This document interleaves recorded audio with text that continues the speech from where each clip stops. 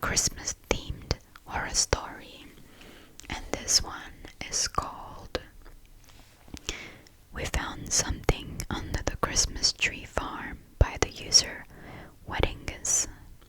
So, if we are ready, let's get into it. I'll never forget how cold the wind blew on the day we found those tunnels.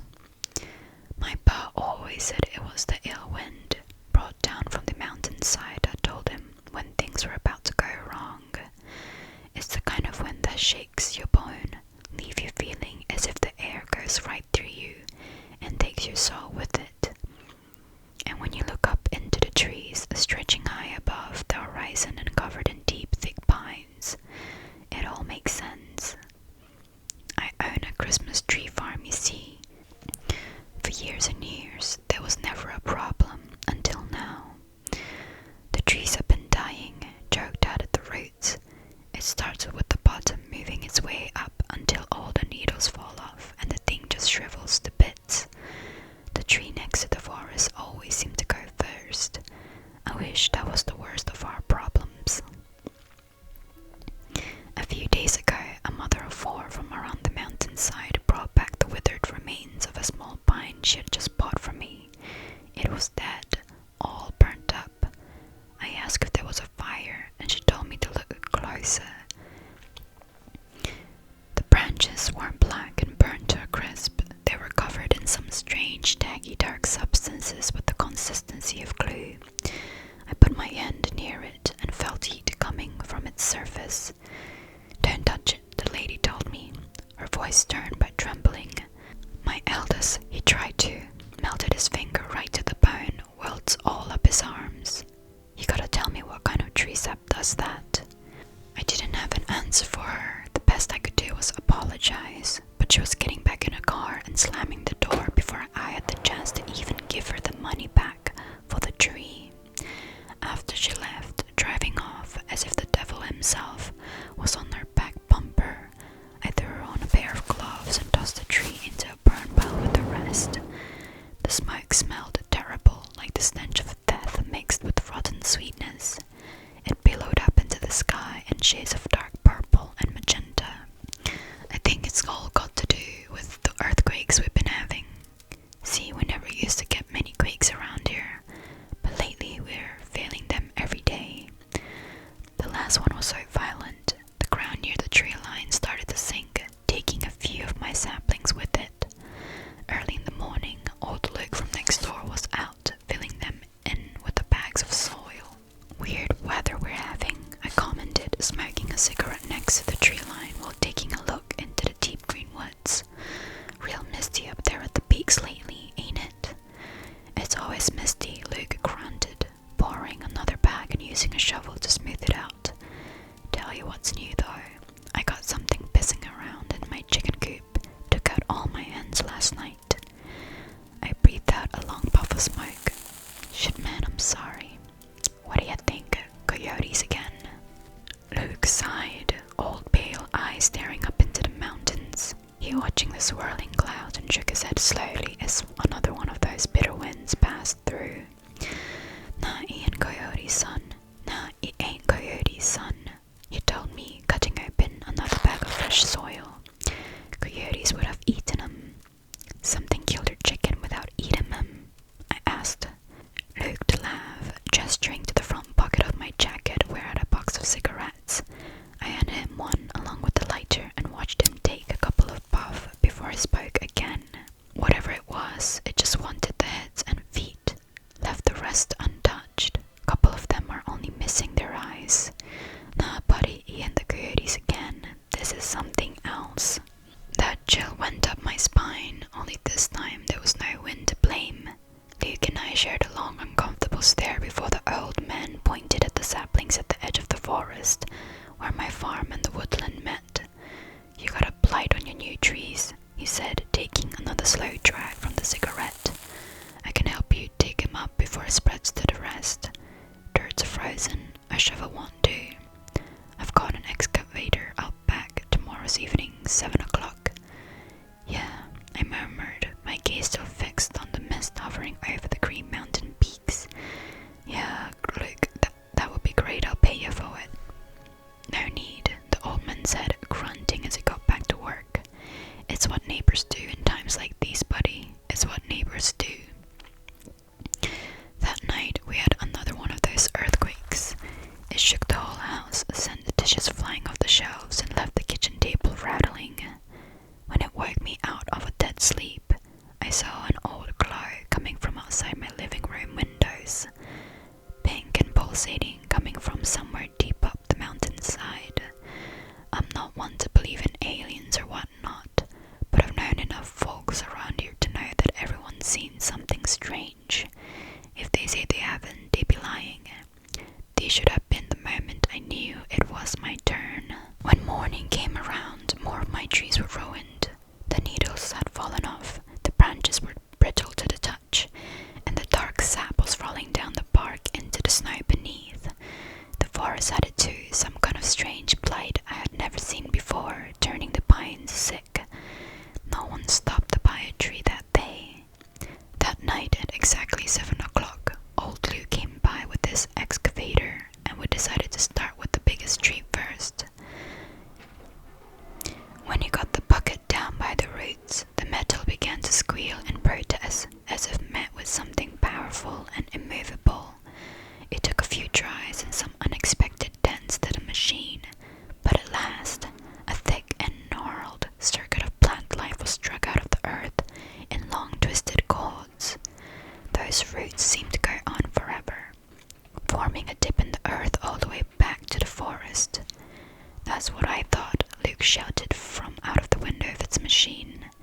It must have started in the woods, then spread to your saplings when the weather got cold.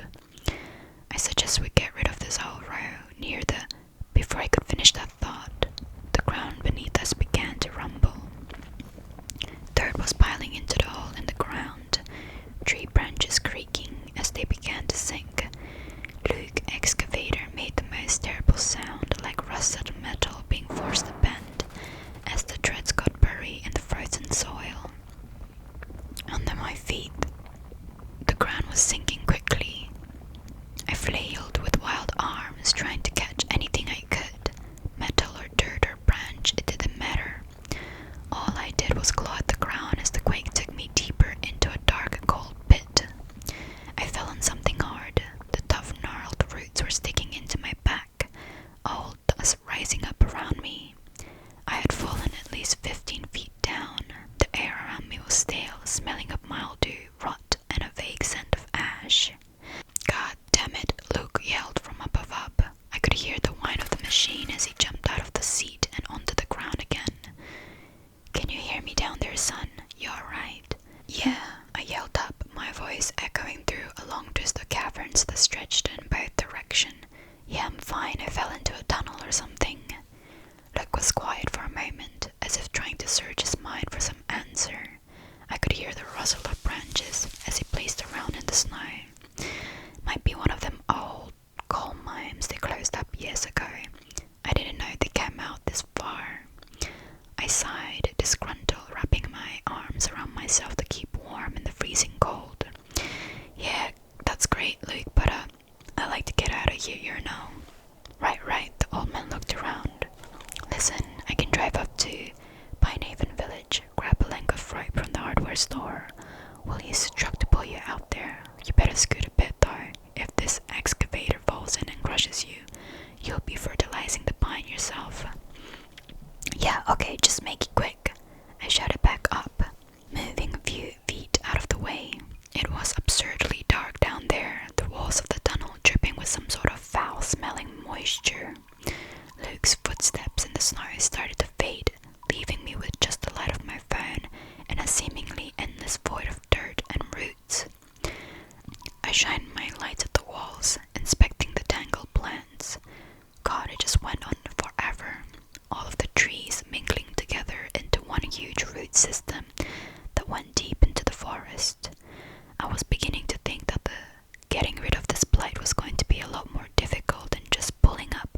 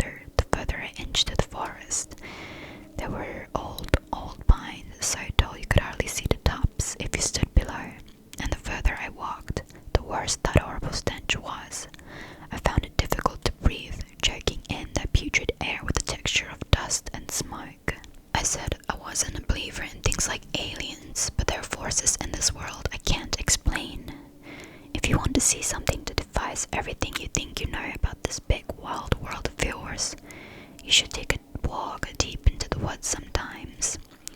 The tunnel seemed to get bigger the further I went, cutting into the mountain sides, and although the dirt above my head was so deep enough to hold the weight of many trees, it wasn't silent down there in the least. I could hear the scratching of little claws, the cries of animals, the whisper of something or someone unknown. At first, I thought it was my ears. I thought perhaps the cold and the dark had gotten to me, and I was growing paranoid, looking for noises where none existed. That was before I found the bones in the walls, wrapped up in vines and roots, held to the wall of the tunnel. Bones and rotten, hanging flesh were scattered from one side to the next. It was like some sort of wild, untamed graveyard. I crept closer, inspecting a rotten hand, still dressed in tattered cloth. I can hardly describe its incredible chill of disgust that went through my body as I saw the fingers move. They cracked and snapped as the hand pulled itself into a fist, the vines around it wriggling like a living creature. Those scratching, shifting, slithering noises all around me suddenly made sense. The roots were twitching and climbing atop one another, strangling the bodies caught in their grasp. So many human bodies. All I could think in those moments was that each and every one of those corpses could have been someone who had walked these tunnels before. I felt movement under my feet. The roots were snaking their way out of the cold dirt, reaching for my ankles. Without a second thought, I started to run, hoping that if I moved fast enough, nothing down here would catch me. I didn't pay attention to the echo of my feet or my labored breath. I didn't pay attention to the way my light bounced down the tunnel like a beacon for some hungry beast to follow. The smell was getting worse, tickling the inside of my nose and making my eyes burn. It felt like acid in my throat, but no matter how far I ran down, I could never escape those roots and those twitching, shambling corpses trying to fight their way out of the dirt. Some of them were human, some were something else. As I ran, my light caught their eyes. Some had more than two, others had limbs or faces that didn't match the rest, like creatures that melted together. God, they were hideous, but tormented at the same time, grinding and screaming for mercy. I couldn't tell if they reached for me with intent to kill, or if they were just reaching for anything that could free them from those suffocating roots. I would take the cries of the dead any day over the sound I heard next. The ground shook above me, freeing clumps of dirt that fell onto my shoulders like pellets of ice. I stopped for just a moment to catch my breath, doubled over with hands on my knees. That's when I heard the most hideous sound, the shriek of many animals at once, all combined into one horrible, blood-curdling voice. Something was moving. I couldn't tell if it was one thing or many things, as the sound of dozens of feet and hoovers rushed through the path and made the ground beneath me shiver. As its awful screams grew louder, I had no choice but to run as fast as I could, any and every path that would take me further from that thing. I looked beyond me only once. It was the biggest mistake of my life. In the circle of light, I saw many faces, humans, animals, some skeletal and others with flesh still hanging, all melted into one terrible creature with dozens of limbs. It had arms and legs.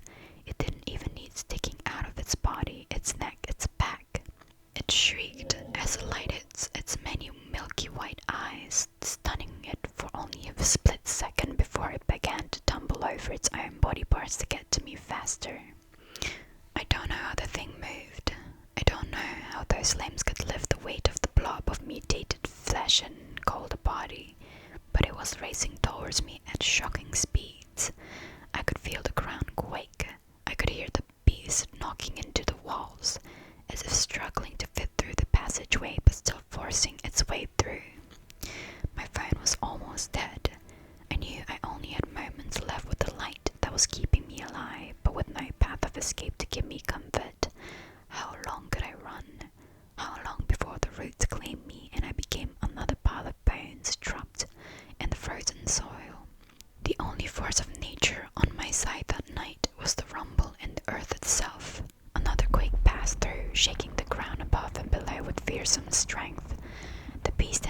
stumble, unable to keep our footing as dirt and stone crumbled around us both. I had to think then, would I rather be torn apart or be buried alive? Either way, I felt that these caverns would be my final, unmarked grave. A glimmer of moonlight from above struck my eye with such an unexpected glory that I thought it was the next life coming to claim me. But as the soil above began to fall and crumble in mounds all around me, I realized that I had a chance. The forest was sinking, trees sliding into the ground in waves of dirt and snow. The beast behind me screamed and bellowed as it became blocked by a barricade of debris. I watched its many arms fight to dig through the dirt, desperate to reach me at any cost. The roots, those twisting, gnarled roots, reached all the way up to the forest floor. I dropped my phone, leaving the precious light behind, freeing both hands so that I could climb my way out of the stinking hell. The quakes rocked me in one direction and then the next, all while vines wrapped around my limbs. My ankles, my neck, they were trying to drag me back down. The beast behind me shrieked loudly into the night air, pushing its way through one limb at a time. I had only seconds to get to the open air before I would be lost to the forest forever.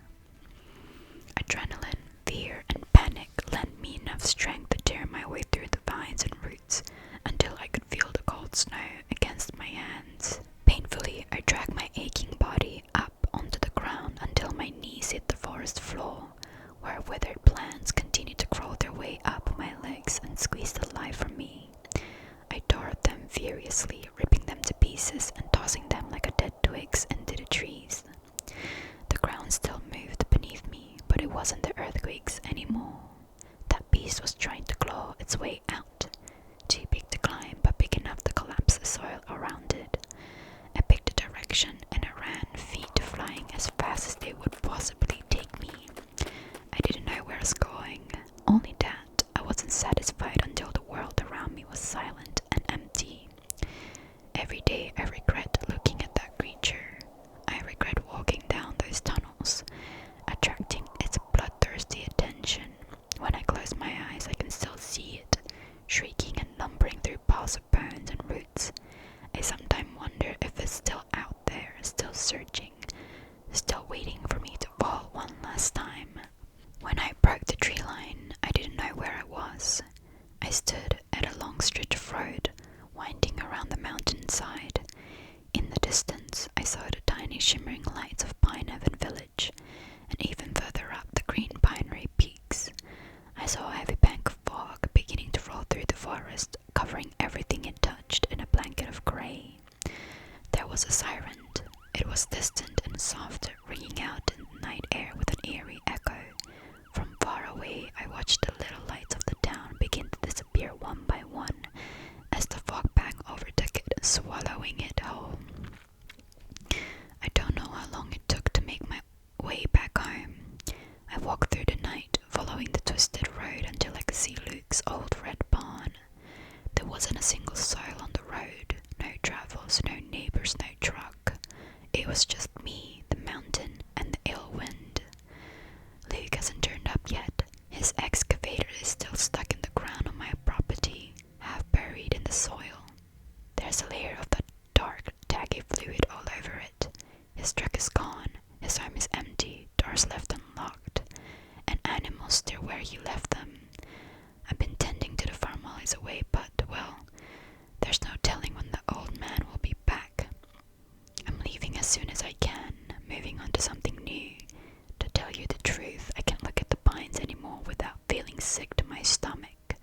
When my eyes catch the view of that tree line, all I can think about are the tortured faces of the dead and shambling limbs of an incomprehensible beast. I wonder if it was all part of my imagination or some sort of terrible dream. But then the ill winds blows again. I think back on what my old man said about the wind and misfortune. Bad things are coming. It's right around the corner, waiting between the trees and perched on the mountain top.